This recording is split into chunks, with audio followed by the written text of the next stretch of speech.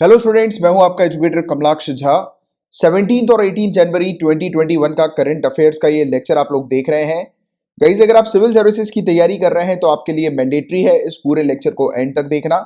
यहाँ पर प्रीलिम्स और मेंस दोनों पॉइंट ऑफ व्यू से न्यूज को कवर किया जाता है। इंग्लिश हिंदी दोनों में न्यूज कवर की जाती है और सभी सोर्सेज से अपन न्यूज को कवर करते हैं।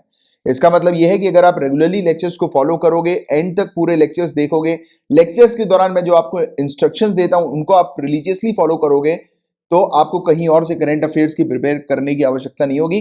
और दूसरी बात, आपका 100% गारंटी सिलेक्शन होगा। अब मैं जो 100% गारंटी सिलेक्शन की बात करता हूं वो ऐसे ही नहीं करता हूं। इसके बाकायदा आप डिस्क्रिप्शन पर प्रूफ देख सकते हैं। मैंने जो टॉपिक्स अपने स्टूडेंट्स के कवर कराए थे यूपीएससी 2020 एग्जाम से 1 से 1.5 साल पहले, उन्हीं से रिलेटेड क्वेश्चंस बने हैं। और अगर आप स्टेट सिविल सर्विसेज की तैयारी कर रहे हैं तो भी मैं आपको बता दूं कि यूपीपीसीएस 2020 एग्जाम से 1 से 1.5 साल पहले जितने भी टॉपिक्स मैंने कवर कराए थे उन्हीं से रिलेटेड क्वेश्चंस आए हैं। क्योंकि यहां पर जो टॉपिक्स अपन कवर करते हैं वो सिविल सर्विसेज एग्जामिनेशन के लिए मैंडेटरी होता है पढ़ना ये पूरे टॉपिक्स। और अगर आप ऐसा करेंगे तो आपको कहीं और से कुछ पढ़ने की आवश्यकता नहीं होगी। फुल फ्लेज तैयारी आपकी यहां पर कंडक्ट की जाएगी। और पीडीएफ पेड पैकेज को भी आप ज्वाइन कर सकते हैं गाइस। अगर आपको ज्वाइन करना है तो इसमें आपको डेली लेक्चर्स की पीडीएफ मिलती है, आपको हैंडआउट नोट्स प्रोवाइड किया जाता है, आपको वीकली कंपाइलेशन दिया जाता है, पीडीएफ का रिवीजन के लिए आपको मंथली मैगजीन दी जाती है। इतना सब कुछ मात्र 100 रुपीज पूरे महीने की फीस में। और अभी एक ऑफर भी चल रहा है, आप ऑफर को अगर लेना चाहते हैं तो आप ले सकते हैं, ये आप पढ़ लीजिएगा। और पेड पैकेज को कैसे ज्वाइन करना है पूरी इंफॉर्मेशन यहां पर लिखी हुई है। और पेड पैकेज कैसा होता है इसका आपको अगर सैंपल देखना है तो नीचे डिस्क्रिप्शन पर सैंपल का वीडियो बना हुआ है, उसको आप चेक कर सकते हैं। और पेमेंट कैसे करनी है तो आप इस क्यूआर कोड का इस्तेमाल कर सकते हैं फीस पेमेंट करने के लिए, या फिर आप इंटरनेट बैंकिंग का उपयोग कर सकते हैं। नीचे अकाउंट डिटेल्स आपको मिल जाएगी डिस्क्रिप्शन पे, और यूपीआई आईडी भी आपको डिस्क्रिप्शन पर मिल जाएगी। तो इन सब मोड्स ऑफ पेमेंट के थ्रू आप जो है वो फीस पे कर सकते हैं। और अगर फीस पेमेंट करने में कोई परेशानी होती है, प्रॉब्लम होती है, कोई भी इशू आता है टेक्निकल वगैरह, और या फिर करंट अफेयर्स पेड पैकेज से रिलेटेड आपको मुझसे कुछ पूछना है या करंट अफेयर से रिलेटेड कुछ पूछना है, तो आप मुझे फेसबुक पर मैसेज करके पूछ सकते हैं। या फिर ये मेरा नंबर है 9713282838। ध्यान रहे इस नंबर पर कॉल नहीं करना है, आप एसएमएस के थ्रू या टेलीग्राम पर मैसेज करके मुझसे कांटेक्ट कर सकते हैं। मेरा रिप्लाई आपके पास विद इन 24 आवर्स आ जाएगा। और अगर आप टेलीग्राम पर हैं तो आप अपना एक चैनल भी है उसको ज्वाइन कर सकते हैं, current affairs by Kamalaksh Jha नाम से चैनल है। नीचे डिस्क्रिप्शन पर चैनल की लिंक भी मिल जाएगी, और एक टेलीग्राम का चैनल भी है, और वो डिस्कशन ग्रुप भी है, उसको भी आप ज्वाइन कर सकते हैं। ठीक है, तो चलो अब आपका समय ना वेस्ट करते हुए फटाक से लेक्चर को शुरू कर लेते हैं। गाइस, बात करेंगे जुकोव वैली के बारे में। आपसे डायरेक्टली क्वेश्चन पूछा जा सकता है कि ये जुकोव वैली कहां पर लोकेटेड है।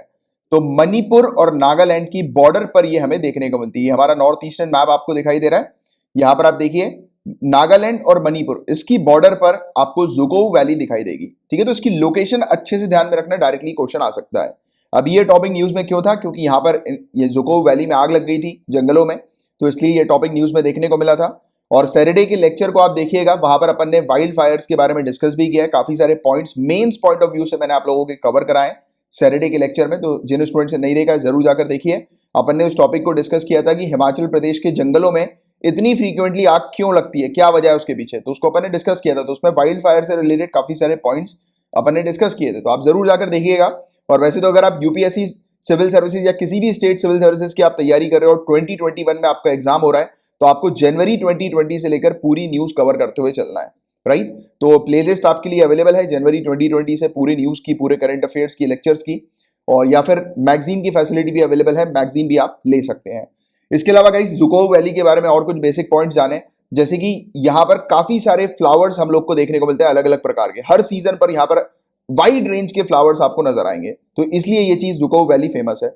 और यहाँ पर एक काफी फेमस फूल है जो कि है जुको लिली। जुको लिली यहाँ का काफी फेमस फूल है, और ये जो फूल है वो सिर्फ इसी वैली पे पाया जाता है, जुकोव वैली पे। ठीक है, तो ये बस बेसिक से फैक्ट्स हैं जिसको आपको थोड़ा सा ध्यान में रखना है। अब धाराशिव केव्स की यहां पर अपन बात करेंगे, धाराशिव गुफाओं की, राइट। तो सबसे पहली चीज तो ये गुफा कहां पर है, तो ये गुफा हम लोग को महाराष्ट्र के बालाघाट माउंटेन्स पे, बालाघाट पहाड़ों पर देखने को मिलती है ये गुफा, धाराशिव गुफा। ठीक है, महाराष्ट्र आपको याद रखना है। ये बेसिकली 7 गुफाओं का नेक्सस है, यानी कि 7 गुफाओं की संख्या ये हम लोग को नजर आती है, मतलब 7 गुफाएं ये टोटल। और इनको महाराष्ट्र सरकार के द्वारा प्रोटेक्टेड एरिया डिक्लेयर किया हुआ है इनके संरक्षण के लिए। इसके अलावा कहा जाता है कि ये 5वीं से 7वीं सेंचुरी के बीच में बनाई गई थी ये गुफा, और डिबेट चलता है इस गुफा को लेकर कि ये गुफा जो है वो जैनों की है या बुद्धिस्ट की है। बट एक्चुअली रिकॉर्ड्स के अकॉर्डिंग ये पता लगता है कि ओरिजिनली ये गुफाएं जो थी वो बुद्धिस्ट की थी, फिर बाद में जाकर ये जैन केव्स में कन्वर्ट हो गई थी, जैन गुफाओं में बदल गई थी। राइट, तो ये बेसिक से फैक्ट्स हैं धाराशिव गुफाओं से रिलेटेड, आपको ध्यान में रखना है। अब सवाल ये उठता है कि धाराशिव गुफाओं के बारे में न्यूज में हमें क्यों देखने को मिला, तो ये चीज भी थोड़ी सी इंपॉर्टेंट है, ध्यान में रखिएगा। तो अभी महाराष्ट्र के जो चीफ मिनिस्टर हैं उन्होंने ओस्मानाबाद को धाराशिव रेफर करने की बात करी कि ओस्मानाबाद का नाम चेंज करके धाराशिव रख दिया जाए, राइट, इन गुफाओं के नाम पर रख दिया जाए। तो ओस्मानाबाद की अगर अपन बात करें गाइस, तो महाराष्ट्र के अंदर ये सिटी नजर आती है ओस्मानाबाद, राइट, और इस सिटी का जो नाम रखा गया है हैदराबाद के लास्ट रूरल जो आखिरी शासक जो थे हैदराबाद के मीर ओस्मान अली खान, उनके नाम पर इस शहर का नाम रखा गया था। तो महाराष्ट्र की चीफ मिनिस्टर का कहना है कि इस शहर के नाम को चेंज करके धाराशिव रख दिया जाए। ठीक है, तो इसको लेकर ये टॉपिक न्यूज में है, बट आपको धाराशिव के बारे में पता होना चाहिए। ये पूरी डिटेल्स जो मैंने आपको बताई ये आपके लिए एग्जाम की काम की चीजें हैं। और इसके अलावा उस्मानाबाद के बारे में बेसिक फैक्ट की, या फिर ये भी थोड़ा सा ध्यान में रखना कि हैदराबाद के अंदर जो आखिरी शासक जो था उसका नाम क्या था, मीर ओस्मान अली खान, थोड़ा सा ध्यान में रखना। और इसी के नाम पर महाराष्ट्र के अंदर एक सिटी है। गाइज आपसे डायरेक्टली एक क्वेश्चन पूछा जा सकता है कि किस पर्टिकुलर स्टेट के अंदर पहला पीरियड रूम सेटअप किया गया है। तो आपको याद रखना है महाराष्ट्र के अंदर थाने डिस्ट्रिक्ट में पहला पीरियड रूम सेटअप किया गया है, जो कि काफी ज्यादा हेल्प करेगा मेंस्ट्रुएटिंग वुमेन्स को। तो मेंस्ट्रुएटिंग वुमेन्स को ये काफी ज्यादा हेल्प करेगा पीरियड रूम। और ये बेसिकली सुलभ शौचालय जो होते हैं ना, कम्युनिटी टॉयलेट्स जो हम लोग को देखने को मिलते हैं, तो उसी पर ही एक सेपरेट रूम जो है वो सेटअप किया गया है। क्योंकि जो झुग्गी झोपड़ी में रहने वाली जो महिलाएं जो हम लोग को देखने को मिलती हैं स्लम एरियाज में जो रहती हैं, वहां पर काफी कंजेशन होता है, उनके पास कोई सेपरेट टॉयलेट्स नहीं होता, या फिर उनके पास व्यवस्था वगैरह नहीं होती एज सच कि कभी उनको अगर चेंज वगैरह करना हो पीरियड के दौरान पैड्स वगैरह को, तो उनके पास कोई सेपरेट फैसिलिटीज वगैरह नहीं होती है। तो इसी चीज को देखते हुए, महिलाओं की ये सब प्रॉब्लम्स को देखते हुए, महाराष्ट्र पहली स्टेट बन गई है जहां पर पीरियड रूम सेटअप किया गया है महाराष्ट्र की थाने डिस्ट्रिक्ट में। और पहला ऐसा ये इनिशिएटिव है जिसकी काफी ज्यादा आवश्यकता थी और गुड हाइजीन को प्रमोट करने में ये मदद करेगा। और थाने म्युनिसिपल कॉर्पोरेशन ने एनजीओ के कोलैबोरेशन के साथ इसको सेटअप किया गया है। इसको सेटअप करने में मात्र 45,000 रुपए की लागत लगी है। और बताया जा रहा है कि 120 सभी के सभी जितने वहां पर कम्युनिटी टॉयलेट्स हम लोग को देखने को मिलते हैं थाने डिस्ट्रिक्ट में, तो सभी जगह पर वहां पर ये सेटअप किया जाएगा। और इसके बाद आने वाले समय में और भी दूसरी जगहों पर हमारी कंट्री में इस प्रकार की फैसिलिटीज देखने को मिलने वाली है। तो महाराष्ट्र के अंदर पहला पीरियड रूम सेटअप किया गया है महिलाओं के लिए, राइट। तो ये चीज आप लोग को थोड़ी सी ध्यान में रखनी है। गाइस आपसे डायरेक्टली क्वेश्चन पूछा जा सकता है कि वर्ल्ड हिंदी डे कब ऑब्जर्व किया जाता है। तो हर साल 10 जनवरी को यह ऑब्जर्व किया जाता है, याद रखिएगा। और इस दिन हम लोग प्रमोट करते हैं हिंदी लैंग्वेज को। यहां पर यह चीज आपको ध्यान में रखनी है, हम लोग हिंदी लैंग्वेज को प्रमोट करते हैं कि हिंदी लैंग्वेज का उपयोग जो है वो अब्रॉड में हो, विदेशों में हो। तो ये चीज आप लोग को थोड़ी सी ध्यान में रखनी है, हिंदी लैंग्वेज का उपयोग अब्रॉड में हो, विदेशों में हो, इस चीज को यहां पर प्रमोट किया जाता है वर्ल्ड हिंदी दिवस के दिन। क्योंकि ये वाली चीज, ये वाला जो पॉइंट है अब्रॉड वाला, वो आपको अच्छे से ध्यान में रखना है। और 2006 में पहला वर्ल्ड हिंदी कॉन्फ्रेंस हुआ था, कहां पर हुआ था क्वेश्चन आए तो याद रखिएगा, नागपुर में हुआ था। उसके बाद से हर साल 10 जनवरी को वर्ल्ड हिंदी डे ऑब्जर्व किया जाता है। क्लियर है, सिर्फ इतनी सी चीज आपको ध्यान में रखनी है। गाइस 1000 आइलैंड्स की यहां पर बात हो रही है। तो देखो आप इंडोनेशिया में देखिए, इंडोनेशिया में जकार्ता के पास यहां पर आपको जावा सी नजर आती है, तो यहीं पर ही आपको 1000 आइलैंड्स नजर आते हैं। ठीक है, तो इसकी लोकेशन थोड़ी सी ध्यान में रखना। 1000 आइलैंड अगर पूछ लिया जाए तो इंडोनेशिया याद रखना, जकार्ता याद रखना, यहां पर हम लोग को 1000 आइलैंड्स देखने को मिलते हैं। टोटल ये 342 आइलैंड्स हैं, 45 किलोमीटर में फैले हुए हैं, राइट। जावा सी के पास हम लोग को नजर आते हैं ये आइलैंड, राइट, 1000 आइलैंड्स। और अभी इन आइलैंड्स का टॉपिक न्यूज में क्यों देखने को मिला है, एक प्लेन है श्री विजया एयरलाइंस का, बोइंग 737 पैसेंजर प्लेन है, और इसने उड़ान भरी थी 9 जनवरी को, और उसके बाद फिर ये मिसिंग था, लापता था। अभी खबर आई है कि ये 1000 आइलैंड्स के पास आकर क्रैश हो गया है, राइट। तो ये चीज जो है वो देखने को मिली थी न्यूज में, तो थोड़ी सी इसकी आपको जानकारी होनी चाहिए कि एक प्लेन जो था वो क्रैश हो गया है यहाँ पर 1000 आइलैंड्स के पास, इसलिए ये टॉपिक न्यूज में था। अच्छा, थोड़ी सी चीज मैं यहाँ पर इस क्षेत्र से रिलेटेड बात करना चाहूंगा। हालांकि इस आर्टिकल में इस चीज के बारे में मेंशन नहीं है, बट फिर भी एक आइडिया आपको होना चाहिए। अभी क्या हो रहा है, साइंटिस्ट रिसर्चर इस क्षेत्र पर स्टडी कर रहे हैं। कैसी स्टडी कर रहे हैं, यहाँ पर काफी सारे ऐसे मामले रिकॉर्ड किए गए कि यहाँ से प्लेन जो है वो उड़ान भरता है, टेक ऑफ करता है, और उसके बाद जो हमारे जो रेडार्स वगैरह है उसमें वो प्लेन दिखाई नहीं देता। तो कुछ ना कुछ यहाँ पर कुछ चीजें ऐसी हैं चाहे नेविगेशन की प्रॉब्लम हो या कुछ ना कुछ तो ऐसी चीजें हैं, मैग्नेटिक बोल सकते हो आप या कुछ भी बोल सकते हो अभी के लिए, जब तक सामने आती नहीं है, मतलब जब तक इस स्टडी में फाइनली डिस्कवरी नहीं होती, खोज नहीं होती कि एक्चुअल में यहाँ पर है क्या, जिसके चलते प्लेन्स वगैरह रडार में नहीं दिखाई देते। कई बार ऐसे केसेस आते हैं। एक केस तो ये था MH370 का, लगभग 300 के आसपास लोग इस प्लेन में सवार थे, यहीं से उड़ा था ये, मलेशिया के पास कुआलालंपुर से जो है वो उसने उड़ान भरी थी। यहीं पर आप देखिए इस क्षेत्र से, यहाँ से इसने उड़ान भरी और फिर ये गायब हो गया। 2014 में ये प्लेन गायब हो गया था।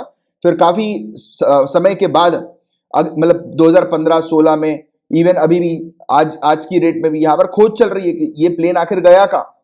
कई सारी जगह पर इसके कुछ पार्ट्स वगैरह मिलने की संभावनाएं बताई गई थी कि इसके पार्ट्स वगैरह है, बट बाद में कुछ लोगों ने माना कि इसके पार्ट्स है, कुछ ने नहीं माना। तो ऐसी चीजें भी यहाँ पर सामने आई।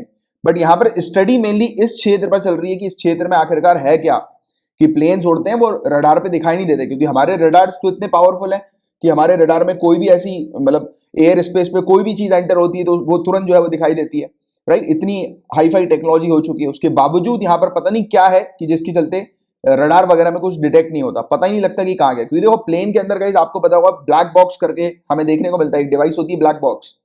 उस ब्लैक बॉक्स में पूरे प्लेन की रिकॉर्डिंग होती है कि पैसेंजर क्या बात कर रहे हैं, जो पायलट जो है वो ATC के साथ किस प्रकार की बातें कर रहा है, क्या पूरी चीज इसमें रिकॉर्डेड रहती है। प्लेन की लोकेशन रिकॉर्ड होती है कि कहां पर वो प्लेन है। बावजूद उसके डिवाइस के होने के बावजूद ये डिवाइस डिटेक्ट ही नहीं हो रही है। और कई बार ऐसा एक बार दो बार की घटना नहीं, कई बार ऐसा इस क्षेत्र में हुआ है कि प्लेन टेक ऑफ करने के बाद रडार पे दिखाई नहीं देता, पूरी तरह से प्लेन से संपर्क टूट जाता है, फिर कुछ समय के बाद वापस संपर्क जुड़ भी जाता है। ऐसी चीजें भी, तो ऐसी घटनाएं इस क्षेत्र पर हम लोग को काफी ज्यादा देखने को मिल रही है और इस पर साइंटिस्ट रिसर्चर स्टडी कर रहे हैं। और एक और है गाइस काफी मतलब चौंका देने वाली एक घटना, यहाँ पर आपको पता होगा बरमूडा ट्रायंगल के बारे में। यहाँ पर न जाने कितने 100-200 की तो बात कर ही नहीं रहा मैं, न जाने कितने हजारों की संख्या में यहाँ पर प्लेन्स और शिप्स वगैरह जो है वो गायब हो गए। इसके ऊपर से कोई भी प्लेन उड़ता है गायब हो जाता है, वो पता ही नहीं लगता कहाँ गया, आसमान खा गया, धरती निकल गई, कुछ पता नहीं लगता।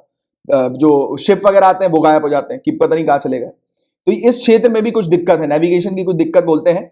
तो यहाँ पर भी कोई भी पर्टिकुलर हमारा जो प्लेन वगैरह है और शिप वगैरह है वो यहाँ से गुजरता है तो वो गायब हो जाता है। तो ये बरमूडा ट्रायंगल, कभी मौका मिले कभी फ्री टाइम में तो इसके बारे में पढ़िएगा, ठीक है। इस क्षेत्र पर हम लोग को देखने को मिलता है, नॉर्थ अटलांटिक क्षेत्र पर, या आप बोल सकते हो मिडिल अटलांटिक पे आपको ये नजर आता है बरमूडा ट्रायंगल। तो इसकी भी काफी ज्यादा रिसर्च वगैरह साइंटिस्ट कर रहे हैं इसके ऊपर भी, और ऐसी कुछ कंडीशन जो है वो यहाँ पर भी नजर आती है इसी क्षेत्र पर भी। अब देखो अब आगे चल के कोई इस पर स्टडी होगी, फाइनल रिपोर्ट वगैरह आएगी तो अपन इस पर बात करेंगे, बट अभी के लिए ये चीज बस आपको जनरल तरीके से समझना जरूरी है, ठीक है। पता होना चाहिए, अवेयरनेस होनी चाहिए कि इस प्रकार की चीजें यहाँ पर हैं, क्योंकि इस चीज से रिलेटेड किसी आर्टिकल में अभी तक लिंक नहीं किया गया इस वाले मामले को, बट फिर भी मैंने आपको यहाँ पे लिंक करते हुए प्रोवाइड किया, जिससे कि आपको एक आइडिया रहे कि पहला भी एक केस जो है वो इसी प्रकार का मिसिंग का नजर आया था, फिर कुछ समय के बाद जो है वो मिल गया इसके, मतलब ये वाला तो मिला नहीं अभी भी, इस पर अभी भी जो है वो जांच चल रही है बाकी MH370 के ऊपर, बाकी अभी वाला मिल गया है कि अभी वाला यहाँ पर क्रैश हुआ है, बट क्रैश होने से पहले कहाँ गायब हो गया था। तो और गायब होना मतलब बहुत बड़ी बात हो जाती है कि प्लेन जो है वो रडार में नहीं दिखाई दे रहा, गायब हो गया, राइट। तो ये वाली चीज है, तो इस पर आपको जानकारी रखनी है। इवन स्टेट सिविल सर्विसेज की आप तैयारी कर रहे हो तो थोड़ा सा ये एयरपोर्ट का नाम ध्यान में रखना, सोई कर्नो हता एयरपोर्ट और पोंटियांग सुपार्डियो एयरपोर्ट, ठीक है। तो ये एयरपोर्ट्स के नाम वगैरह थोड़े से आपको पता होना चाहिए। 1000 आइलैंड्स को ऑफिशियली केपुलावान सेरिबू के नाम से जाना जाता है, ठीक है। तो ये सब एक जनरल जानकारी आपको इसकी होनी चाहिए, और बाकी मैंने आपको जो 1000 आइलैंड्स के बारे में जितनी इन्फॉर्मेशन दी है उतना काफी है, मेनली सिर्फ आपसे इसकी लोकेशन जो है वो पूछी जाएगी, ठीक है। अब नेक्स्ट टॉपिक की तरफ आगे बढ़ रहे हैं, चेरी ब्लॉसम माओ फेस्टिवल। देखो कितना खूबसूरत लग रहा है ये, ऐसी खूबसूरती आपको मणिपुर में दिखाई देती है। तो क्वेश्चन आ सकता है चेरी ब्लॉसम माओ फेस्टिवल कहां पर मनाया जाता है, मणिपुर, आपको याद रखना है मणिपुर में ये मनाया जाता है, ठीक है। अभी सेनापति डिस्ट्रिक्ट जो है वहां पर ये फेस्टिवल देखने को मिल रहा है, पिंक सीजन की शुरुआत होती है तो उस समय ये फेस्टिवल जो है वो मनाया जाता है। पूरे शहर में ये इस प्रकार से पिंक कलर के जो फ्लावर्स वगैरह होते हैं उसको सजा दिया जाता है पूरे शहर को इस फ्लावर वगैरह से, तो ये चीज हमें देखने को मिलती है। चेरी ब्लॉसम है ये, राइट, चेरी ब्लॉसम फ्लावर्स हम लोग को नजर आते हैं, ये देखने को मिलते हैं। ये जो फ्लावर्स होते हैं चेरी ब्लॉसम के, ये जीनस प्रूनस के काफी सारे ट्रीज के ये फ्लावर्स हम लोग को देखने को मिलते हैं। देखो ये चेरी ब्लॉसम सिर्फ एक ही पेड़ से नहीं निकलता है, ये प्रूनस जीनस के जो पेड़ वगैरह होते हैं उनके ये फ्लावर्स होते हैं, और इसका साइंटिफिक नेम जो है वो प्रूनस सेरासॉइडिस ये हम लोग को देखने को मिलता है, राइट। इसमें जंगली हिमालयन चेरी है, इंडियन जंगली चेरी हम लोग को नजर आती है, इंडियन वाइल्ड चेरी, सौर चेरी हमें देखने को मिलती है, इसको हिंदी में पदम पज या फिर पद्मा कष्ठा के नाम से जाना जाता है, राइट। तो ये वाली चीज है, आप लोग को इस फेस्टिवल के बारे में पता होना चाहिए, ठीक है गाइज। हिसर एयरपोर्ट का अभी रिसेंटली उद्घाटन हुआ है रीजनल कनेक्टिविटी स्कीम उड़े देश के आम नागरिक के तहत, राइट। तो ये चीज हमें देखने को मिल रही है। अच्छा, एक छोटा सा क्वेश्चन मैं आप लोगों से पूछना चाहता हूं हिसर से रिलेटेड। तो आप सभी लोग जानते हैं हिसर हरियाणा में है। तो हिसर डिस्ट्रिक्ट में इंडस वैली सिविलाइजेशन की जो साइट है उसका नाम क्या है? जरा नीचे कमेंट बॉक्स में लिखकर बताइए। काफी इजी सा मैंने आपको क्वेश्चन पूछा है इंडस वैली सिविलाइजेशन से रिलेटेड, तो जिसके बारे में ऑलरेडी मैं आप लोग को भी बता चुका हूं हिसर के बारे में, राइट। आगे की बात करते हैं। इसका भी रिसेंटली उद्घाटन हुआ है। हिसर एयरपोर्ट हरियाणा में हमें देखने को मिलता है। चंडीगढ़ से हरियाणा की फ्लाइट ये हम लोग को नजर आ रही है, देखने को मिल रही है रीजनल कनेक्टिविटी स्कीम उड़े देश के आम नागरिक के तहत। और हिसर एयरपोर्ट एक पब्लिक लाइसेंस्ड एयरपोर्ट हमें देखने को मिल रहा है। यहाँ पर 18 सीट के 18 सीट टाइप के यानी कि एयरक्राफ्ट वगैरह जो होते हैं ना, छोटे प्लेन वगैरह जिनमें सिर्फ 18 सीट्स होती हैं, तो ऐसे प्लेन के लिए ये सुटेबल एयरपोर्ट बताया जा रहा है। और airline aviation connectivity and infrastructure developers private limited air taxi, इसको हिसर चंडीगढ़ हिसर रूट जो है वो अवार्ड किया गया है उड़े देश का आम नागरिक 4 की बिडिंग प्रोसेस के तहत, राइट। तो ये चीज हमें देखने को मिल रही है। एयर टैक्सी जो है वो यहाँ पर इस रूट पर अपने प्लेन्स वगैरह चलाई और ये पहला स्टार्टअप एयरलाइन है हमारी कंट्री का। तो क्वेश्चन आ सकता है कि हमारी कंट्री का पहला स्टार्टअप एयरलाइन कौन सा है? एयर टैक्सी, आपको ध्यान रखना है। Airline aviation connectivity and infrastructure developers private limited, तो ये जो है ये पहला स्टार्टअप एयरलाइन है हमारी कंट्री का। और इंडिया की पहली एयर टैक्सी सर्विस चंडीगढ़ से हिसर के बीच में हम लोग को देखने को मिल रही है। तो ये कुछ बेसिक से फैक्ट्स है जिनकी आपको अच्छी एक जानकारी होनी चाहिए। और ये पूरा लेक्चर देखने के बाद गाइस आपका अभी का टास्क है उड़े देश का आम नागरिक। इस स्कीम के बारे में मैं ऑलरेडी आप लोगों को कवर करा चुका हूं डिटेल में। आप इस स्कीम के बारे में थोड़ा सा पढ़ लिए। इससे रिलेटेड इंपॉर्टेंट पॉइंट्स मुझे नीचे कमेंट बॉक्स पर लिखकर बताइए कि इस स्कीम से रिलेटेड क्या क्या इंपॉर्टेंट पॉइंट्स है। गाइज, इस टॉपिक को डिस्कस करने से पहले कोर्ट मैरिज कैसी होती है, जो लोग कोर्ट में जाकर मैरिज करते हैं ना, वो कैसी होती है उस पर अपन थोड़ी सी चर्चा करते हैं। तो कोर्ट मैरिज में क्या होता है, एक कपल होते हैं, वो एक एप्लीकेशन फॉर्म भरते हैं। एप्लीकेशन फॉर्म में वो बेसिक डिटेल्स वगैरह होती है दोनों के बारे में, दोनों कपल्स यानी कि कपल के बारे में बेसिक डिटेल्स होती है। उनका नाम क्या है, कहाँ पर रहते हैं, क्या एज है उनकी, तो इस प्रकार की बेसिक डिटेल्स वगैरह यहाँ पर रहती है। उनको कुछ अपने मतलब डॉक्यूमेंट्स वगैरह अटैच करने होते हैं वेरिफिकेशन के लिए, जैसे कि रेसिडेंट प्रूफ हो गया, फोटो आईडी प्रूफ हो गया, उनकी फोटोग्राफ देनी होती है। तो ये कुछ बेसिक डिटेल्स यहाँ पर इनको फिलअप करनी होती है।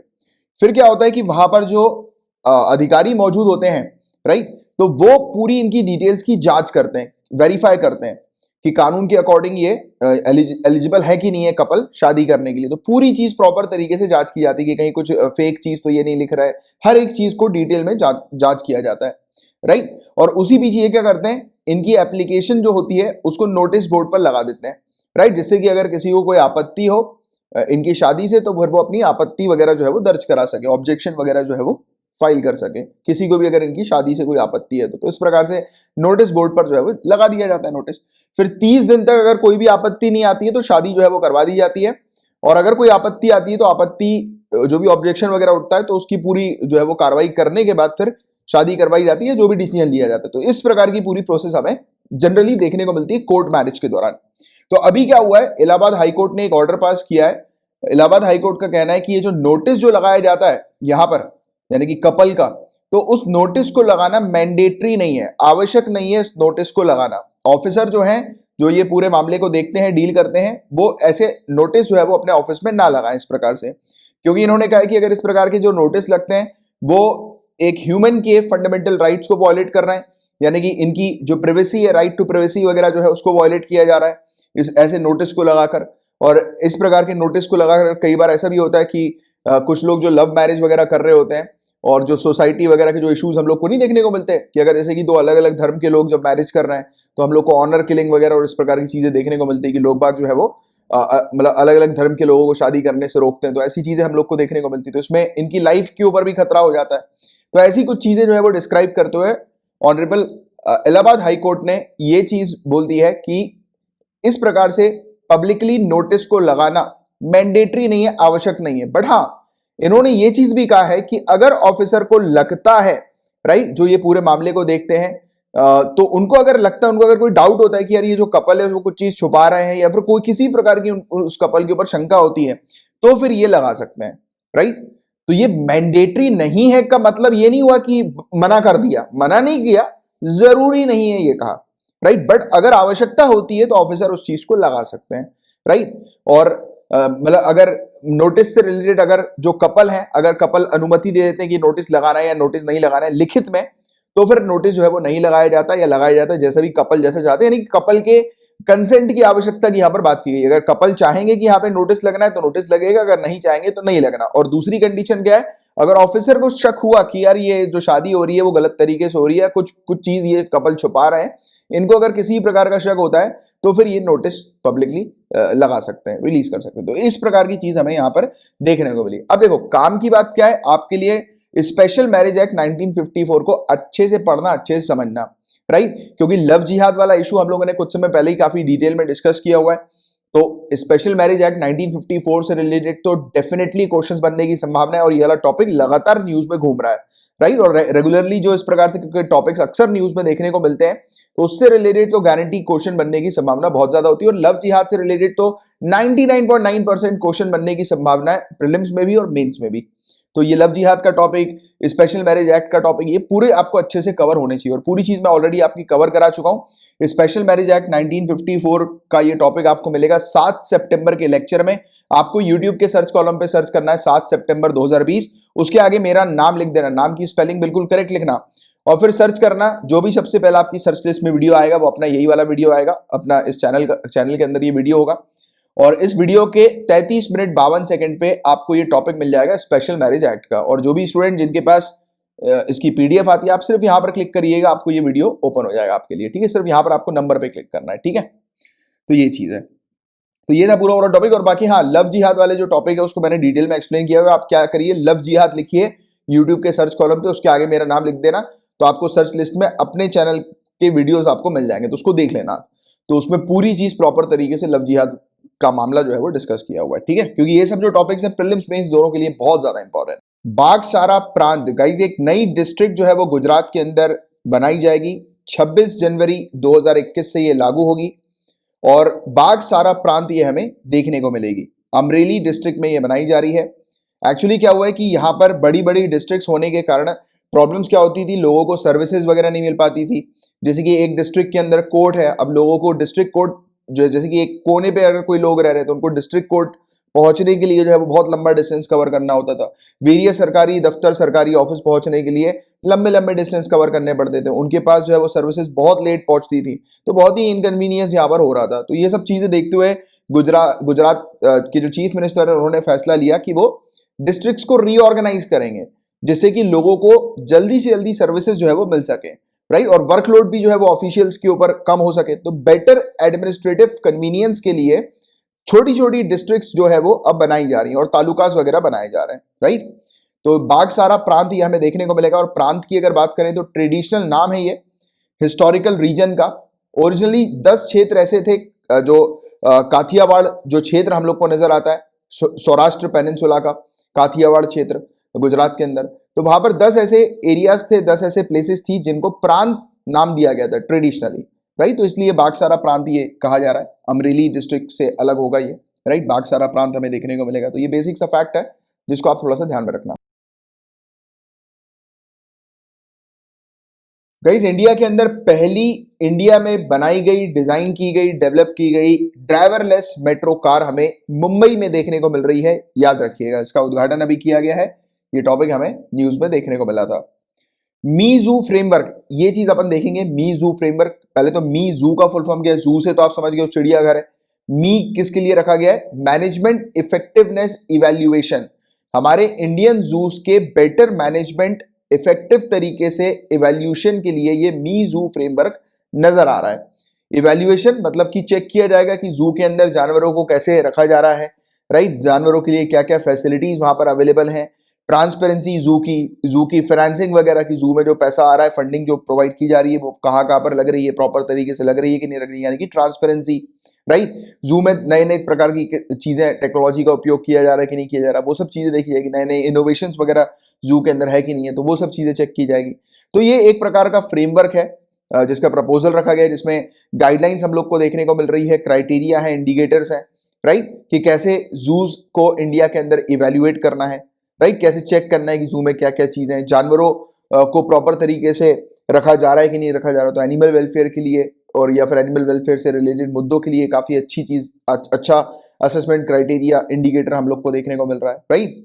और इसमें जू के अंदर जो रिसोर्स और फाइनेंस जो लगते हैं तो उसकी प्रॉपर चेकिंग होगी, राइट, अलग प्रकार से। जैसे कि ट्रेडिशनल कंसेप्ट जो होता है उससे काफी अच्छा नई नई चीजें, क्योंकि देखो अब जमाना थोड़ा चेंज हो गया, तो अलग अलग प्रकार से जो है वो चीजों को एनालाइज करना जरूरी है, अलग अलग प्रकार से चीजों को देखना, एसेस करना उसको जरूरी है, राइट, कि चेक किया जाएगी क्या कमियां हैं वहां पर। तो हमारे जूस के लिए ये फ्रेमवर्क जो है वो तैयार किया गया, तो ये वाली चीज आपको ध्यान में रखनी है, राइट। और जो एंडेंजर्ड स्पीसीज है उनके बेटर कंजर्वेशन के लिए, बेटर संरक्षण के लिए ये मी जू फ्रेमवर्क जो है वो काफी मददकारी होगा। हमारी यूनियन एनवायरमेंट मिनिस्टर ने इसको अभी रिसेंटली लॉन्च किया है, दैट्स व्हाई ये टॉपिक न्यूज में देखने को मिला था। एंड गाइस, ये अपना आज का लास्ट टॉपिक है और मैंने आपको जितने भी टॉपिक्स पढ़ाए अगर आपको अच्छे से क्लियर हुए हैं, दिमाग में बैठ गए हैं, तो लाइक का बटन जरूर हिट कीजिएगा।